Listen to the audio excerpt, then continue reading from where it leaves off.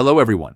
Here you'll see the solution to this issue, and the best part is that every tip and piece of information has been verified by the mechanics at the shop where I am right now. If your Ford shows the message Adaptive Cruise Not Available, the first thing I want to tell you is, relax, it doesn't mean your car is dying. In most cases, the vehicle is just being cautious.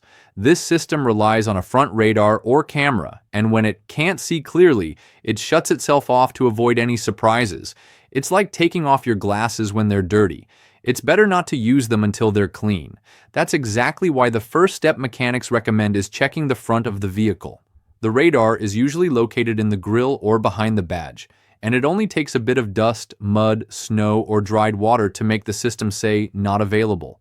Many owners say they simply washed that area and the message disappeared like magic. Now, if you've already cleaned everything and the warning is still there, don't get frustrated yet. The next shop trick is turning the car off and back on again. Yes, it sounds too simple, but it works more often than you'd think. When you restart the vehicle, the system checks the radar again, and if it no longer detects a blockage, the adaptive cruise control comes back to life. But if the message keeps popping up, then we're getting into the electrical side of things. Many mechanics mention that a weak battery or loose connections can trigger this warning. When voltage isn't stable, the car starts disabling driver assist features just in case. That's why checking the battery and the connectors can save you a headache and some money. Along the same lines, there are also cases where a minor front-end bump, even if it's not visible, slightly shifts the radar. When the radar becomes misaligned, the system gets confused and shuts itself off.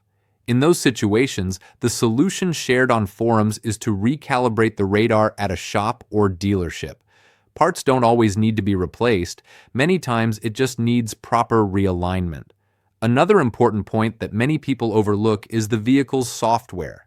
It's worth mentioning that after a system or radio update, the adaptive cruise control may become disabled or misconfigured. Checking the vehicle settings or updating the system can be the key to getting everything working again without touching any mechanical parts.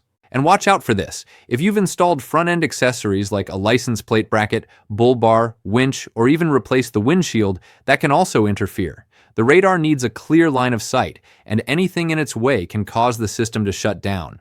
Removing the obstruction or recalibrating the radar usually fixes the problem. Finally, if you've tried everything and the message still won't go away, that's when a proper scan and professional inspection are needed. In some real cases, the radar module itself was failing internally and had to be replaced. It's not the most common scenario, but it does happen.